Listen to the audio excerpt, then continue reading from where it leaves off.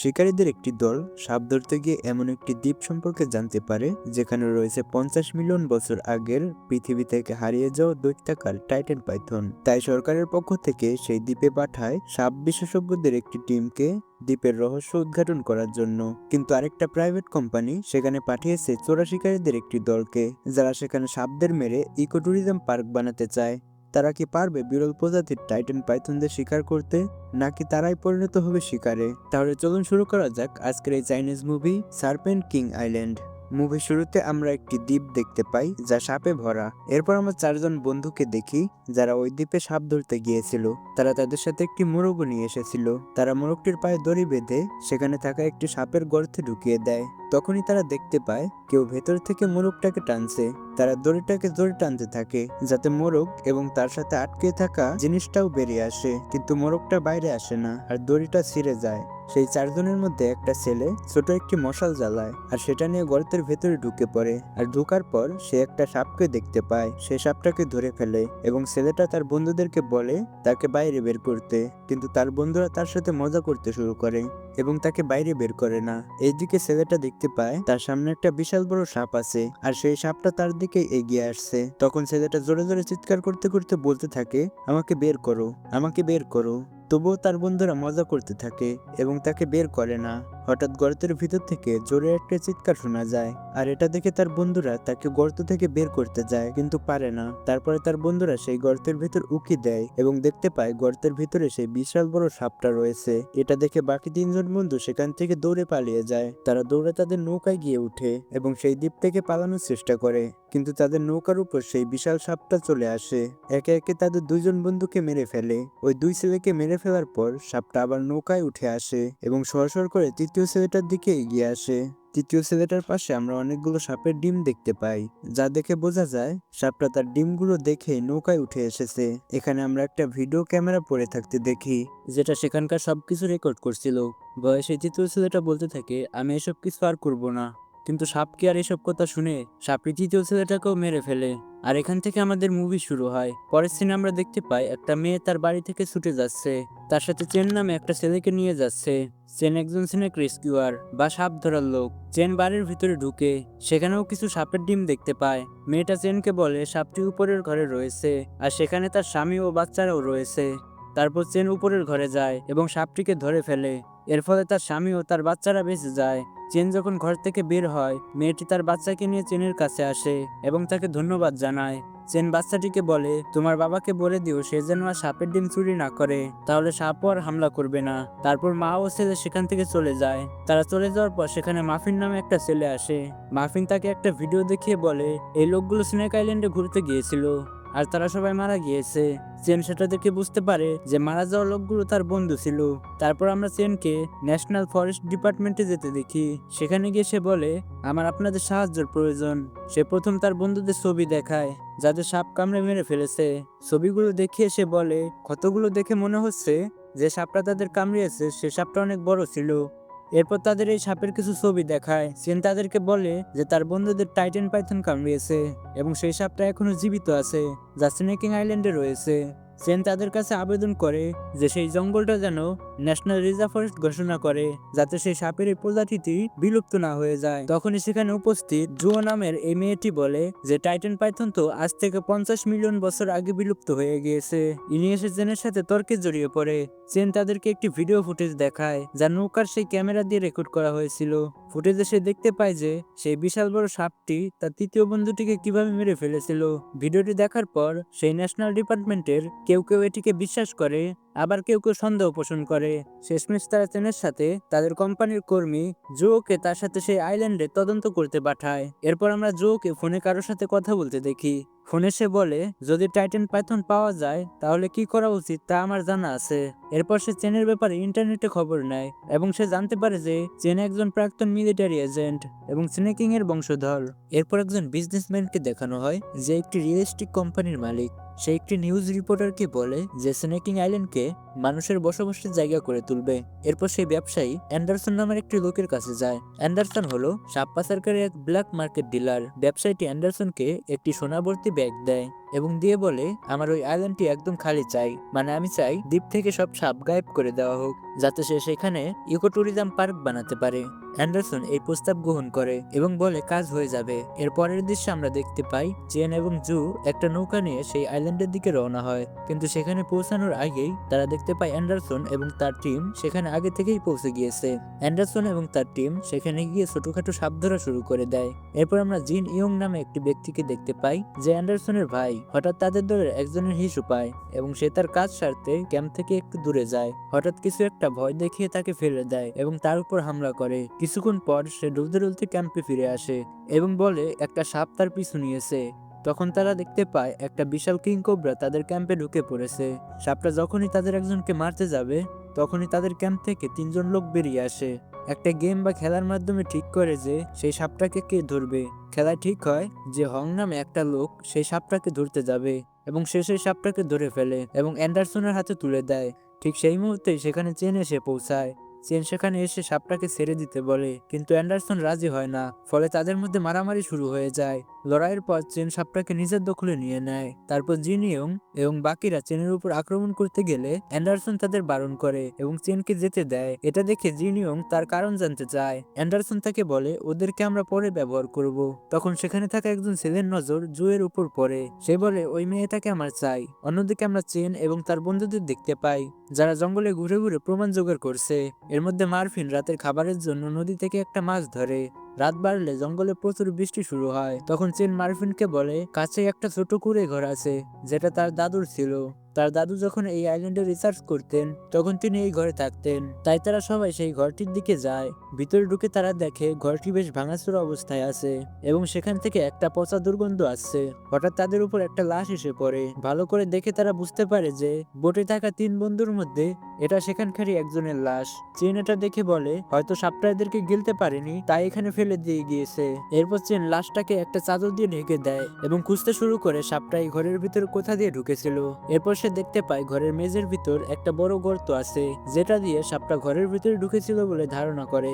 কিছুক্ষণ পর তারা ঘরের ভিতরে আগুন জ্বালায় এবং আগুন দিয়ে সেই ধরা মাছটা পুড়িয়ে খায়। তখনই সেখানে ঘরের বাইরে জিন ইয়ং এসে পৌঁছায় এবং দরজাটি বাইরে থেকে লক করে দেয়। দরজা বন্ধ করার পর সে ঘরের ভেতরে অনেকগুলো বিষাক্ত সাপ ছেড়ে দেয়। সাপগুলো গর্ত দিয়ে ভেতরে ঢুকতে শুরু করে এবং একটি সাপ মার্ফিনকে কামড় দেয়। বিষের কারণে মার্ফিনের পা অবশ হয়ে যায় এবং মার্ফিন মাটিতে পড়ে যায়। জিন ইয়ং এর সাথে সেই ছেলেটাও এসেছে, যে কিনা বলেছিল জুকে তার চাই, এবং সে ঘরের ভাঙা একটা অংশ দিয়ে জুকে টেনে ধরে এবং টেনে বাইরে নিয়ে যায়। অন্যদিকে আমরা চেনকে দেখতে পাই, যে আগুন ব্যবহার করে সাপগুলোকে দূরে সরানোর চেষ্টা করছে।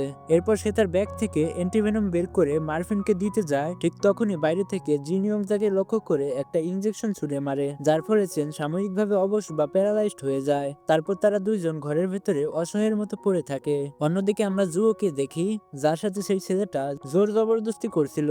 আর তখনই সেখানে বিশাল টাইটান পাইথন চলে আসে এবং ছেলেটাকে ধরে খেয়ে ফেলে এবং তারপর সেই সাপটা জিন ইয়ং এর উপরও হামলা করে। ফলে সে আহত হয়ে সেখানেই পড়ে থাকে।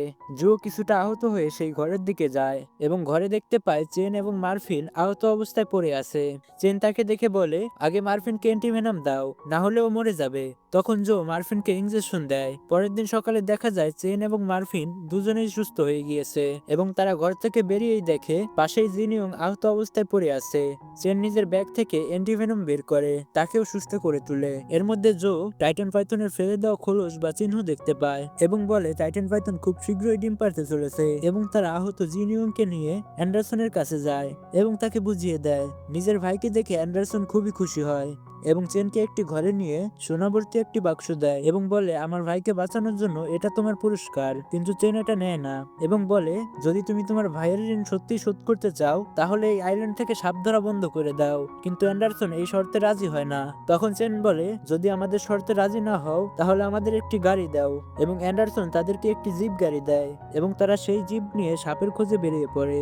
জিপ নিয়ে এগোতেই তারা টাইটান পাইথনকে দেখতে পায়। সাপটাকে দেখা মাত্রই চেন জিপ নিয়ে সাপটার পিছনে পিছু নেয় এবং মার্ফিনকে বলে তাড়াতাড়ি মোবাইল বের করে ভিডিও রেকর্ড করো। তারা সাপটার পিছু করতে থাকে, কিন্তু হঠাৎ করে একটা গাড়ি রাস্তা আটকিয়ে দেয়। রাস্তা আটকানোর পর তাদের গাড়ি থেকে সেই লোকগুলো বেরিয়ে আসে আর তারা চেনের কাছে জানতে চায় তাদের ভাই কোথায়, আর এটা বলে চেনের উপর হামলা করে দেয়। ঠিক সেই সময় জুও দেখতে পায় টাইটান পাইথন সেখান থেকে চলে যাচ্ছে এবং সে তখনই গাড়ি থেকে নেমে পড়ে এবং সেই সাপটার পিছু ধাওয়া করতে শুরু করে। এদিকে চেন এবং মার্ফিন হামলাকারীদের সাথে মারামারি করতে থাকে এবং তাদের মেরে অজ্ঞান করে দেয়। এরপর তারা দেখে জো সেখানে নেই এবং তারা দুজনেই গাড়ি নিয়ে জোকে খুঁজতে শুরু করে। জো টাইটান পাইথনের পিছু করতে করতে একটা গুহার সামনে এসে পৌঁছায়। সে হাতে টর্চ নিয়ে গুহার ভিতরে ঢুকে পড়ে। সেখানে সে দেখে সাপটা গুহার অন্য পাশ দিয়ে বেরিয়ে যাচ্ছে। জো আরো ভিতরে যায় এবং দেখতে পায় সেখানে টাইটান পাইথনের অনেকগুলো ডিম রয়েছে। সে কাছে গিয়ে একটি ডিম তার ব্যাগের ভিতরে ভরে নেয়। ডিম নেওয়ার পর সে যখন দড়ির সাহায্যে সেখান থেকে বের হওয়ার চেষ্টা করছিল, তখনই সে অনুভব করছিল কেউ তার পা ধরে টানছে। তখন সে পিছনে ফিরে দেখে সেই ছেলেটা যে তার সাথে জোর জবরদস্তি করতে চেয়েছিল। সাপটা সম্ভবত তাকে গিলতে না পেরে উবড়ে দিয়েছিল, তাই সে এখনো বেঁচে আছে। ছেলেটা বলে, আমি মরলে তোকে সাথে নিয়েই মরবো। ঠিক তখনই সে জোকে নিচে ফেলার চেষ্টা করে। তখনই টাইটান পাইথন ফিরে আসে এবং ছেলেটাকে খেয়ে ফেলে। জো কোনো রকম ভাবে সাপটার হাত থেকে বেঁচে গুহা থেকে বেরিয়ে আসে। চেন আর মার্ফিন গাড়ি নিয়ে তাকে খুঁজছিল। তখনই রাস্তায় জোয়ের সাথে দেখা হয়। জো দৌড়ে এসে চলন্ত গাড়িতে উঠে পড়ে এবং তাদেরকে বলতে থাকে গাড়ি জোরে চালাও, এখান থেকে চলো। তখনই তারা দেখতে পায় টাইটান পাইথন তাদের পিছু ধাওয়া করেছে। চেন জোকে বলে, তুমি কি ওখান থেকে কিছু চুরি করে এনেছো? তখন জো বলে, না, আমি কিছুই নেইনি। কিন্তু তখন মার্ফিন জোয়ের ব্যাগের দিকে তাকায়। মার্ফিন জোয়ের ব্যাগের ভিতর তাকাতেই বুঝতে পারে যে ব্যাগের ভিতরে টাইটান পাইথনের ডিম রয়েছে। তখন চেন তাদেরকে বলে, যতক্ষণ আমাদের কাছে এই ডিম থাকবে ততক্ষণ সাপটা আমাদের পিছু ছাড়বে না এবং আমাদের মারার চেষ্টা করবে, তাই আমাদের এই ডিমটা আবার গর্তে রেখে আসতে হবে। তখনই জো একটা ছুরি বের করে মার্ফিনের গলায় ধরে এবং চেনকে হুমকি দিয়ে বলে, গাড়ি জোরে চালাও এবং এখান থেকে চলো। চেন বাধ্য হয়ে গাড়ি ফুল স্পিডে দেয় এবং তারা কোনো মতে সাপটার হাত থেকে পালিয়ে যায়। পথে জো গাড়ি থামাতে বলে এবং চেনকে বলে, আমার পিছু নিও না, এবং এই কথা বলে সে ডিম নিয়ে পালানোর চেষ্টা করে। কিন্তু তখনই অ্যান্ডারসন এবং তার দলবল সেখানে চলে আসে এবং জোকে ঘিরে ফেলে। তখন চেন আর মার্ফিন বুঝতে পারে যে জো তাদেরই একজন। SM নামের এক সংস্থা থেকে এই ডিম চুরির অর্ডার পেয়েছিল। একসময় অ্যান্ডারসনও এই সংস্থায় কাজ করত, কিন্তু এখন সে ব্ল্যাক মার্কেট ডিলার। অ্যান্ডারসন ডিমটা জোয়ের হাত থেকে নিয়ে নেয় এবং বলে, SM যদি ডিমটা না পায় তাহলে আমিই খুশি হব, কারণ সে নিজে ডিমটা চড়া দামে বিক্রি করতে চায়। জো তাকে সাবধান করে বলে, SM তোমাকে ছাড়বে না। কিন্তু অ্যান্ডারসন জোকে বন্দি করে ফেলে। অ্যান্ডারসন চেন এবং মার্ফিনকেও বন্দি করে ফেলে এবং তাদের টোপ হিসেবে ব্যবহার করার পরিকল্পনা করে। তাদের গায়ে রক্ত মেখে তাদের এক বিশাল লোহার খাঁচার ভিতর বন্দি করে রাখার পরিকল্পনা করা হয়। পরিকল্পনা হলো রক্তের গন্ধে টাইটান পাইথন সেই বক্সের ভিতরে ঢুকবে আর তখনই তারা বক্সের দরজা বন্ধ করে দিবে আর সাপটাকে ধরে ফেলবে। সবাই ক্যাম্পে ফিরে যায়। বক্সের ভিতরে একটা সিসি ক্যামেরা লাগানো ছিল, যার ফলে জিনিয়ং এবং অন্যরা তাদের রুমে বসে সবকিছু দেখছিল।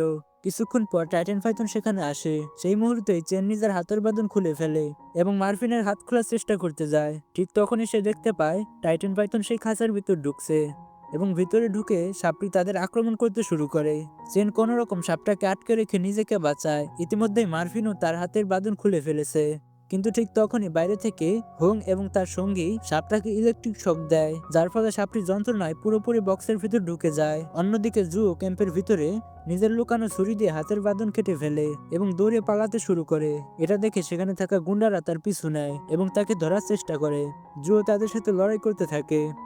তাদের সাথে লড়াই করতে করতে চেন এবং মার্ফিন যে বক্সে বন্দি ছিল তার উপরে উঠে যায়। সেখানে পৌঁছে সে বক্সের উপরকার ভারী ঢাকনা উঠিয়ে দেয়, ফলে বক্সের উপরের দরজা খুলে যায়। প্রথমে চেন বেরিয়ে আসে এবং তারপর মার্ফিনকেও টেনে বের করে আনে। এরপর সেখানে সবার সাথে তুমুল লড়াই তৈরি হয়। লড়াইয়ের এক পর্যায়ে হং যখন চেনকে মারতে যায়, ঠিক তখনই টাইটান পাইথন এসে হংকে খেয়ে ফেলে। এরপর জিনিয়ং হাতে কুড়াল নিয়ে মার্ফিনকে মারতে আসে, কিন্তু মার্ফিন বুদ্ধি করে বক্সের দরজা খুলে দেয়, ফলে টাইটান পাইথন বক্স থেকে বেরিয়ে আসে এবং জিনিয়ংকেও খেয়ে ফেলে। নিজের ভাইকে মরতে দেখে অ্যান্ডারসন অনেক রেগে যায় আর চেনকে ধরে ফেলে এবং তাকে মেরে ফেলার চেষ্টা করে। কিন্তু তখনই সে দেখতে পায় যে জুও সাপের ডিমটা নিয়ে পালাচ্ছে, তাই সে চেনকে ছেড়ে জুয়ের পিছনে তাড়া করে। এই ধস্তাধস্তিতে চেনের কাঁধে অনেক ব্যথা লাগে। এদিকে জুও দৌড়ে গিয়ে তাদের নৌকায় উঠে এবং তার কাছে সেই ডিমটাও ছিল। এরপর সে বোট স্টার্ট দিয়ে সেখান থেকে পালানোর চেষ্টা করে, কিন্তু তখনই অ্যান্ডারসন সেখানে পৌঁছে যায়। সে বোর্ডে উঠে জুয়োকে খুব মারতে শুরু করে এবং তাকে আঘাত করে নিচে ফেলে দেয়। ঠিক তখনই অ্যান্ডারসন দেখতে পায় যে চেন ও মার্ফিন বোটে উঠে এসেছে। সে জুয়োকে উঠিয়ে তার গলায় ছুরি ধরে বলে, তোরা বোট থেকে নেমে যা। এটা বলে সে জুয়ের পেটে ছুরি ঢুকিয়ে দেয়। চেন দৌড়ে অ্যান্ডারসনের উপরে ঝাঁপিয়ে পড়ে এবং তার সাথে লড়াই করতে শুরু করে। লড়াইয়ের এক পর্যায়ে অ্যান্ডারসন চেনকে মেরেই ফেলতো, কিন্তু একসময় মার্ভিন পেছন থেকে এসে তাকে বাঁচিয়ে দেয়। হঠাৎ তারা দেখে বিশাল টাইটান পাইথন তাদের বোটে উঠে এসেছে। এটা দেখে চেন সাপটার দিকে এগিয়ে যায় এবং জুয়ের ব্যাগ থেকে ডিমটা বের করে সাপটাকে ফিরিয়ে দেয়। ঠিক তখনই অ্যান্ডারসন দৌড়ে সেখানে আসে এবং সাপটার উদ্দেশ্যে চিৎকার করে বলতে থাকে, তুই আমার ভাইকে কেন মারলি? তখন সাপটা অ্যান্ডারসনকেও খেয়ে ফেলে। এরপর আমরা জুয়োকে দেখি ভাগ্যক্রমে ছুরির আঘাতে সে মারা যায়নি। সে উঠে এসে চেন আর মার্ফিনের পাশে বসে। তখনই টাইটান পাইথন বোর্ডের উপরে আসে। সে শান্তভাবে তার ডিমটা নিয়ে সেখান থেকে চলে যায়। মুভির শেষে আমরা দেখতে পাই যে তারা সবাই সুস্থ আছে এবং বাড়ি ফিরে যাচ্ছে। আর এখানে আমাদের আজকের মুভিটি শেষ হয়ে যায়। আশা করি আজকের এই মুভি এক্সপ্লেনেশনটি আপনাদের কাছে ভালোই লেগেছে। যদি ভিডিওটি ভালো লেগে থাকে তাহলে অবশ্যই ভিডিওটিতে একটি লাইক দিয়ে চ্যানেলটিকে সাবস্ক্রাইব করে রাখবেন। এরকম আরো সুন্দর সুন্দর এক্সপ্লেনেশন দেখতে আমাদের পাশেই থাকুন। আল্লাহ হাফেজ।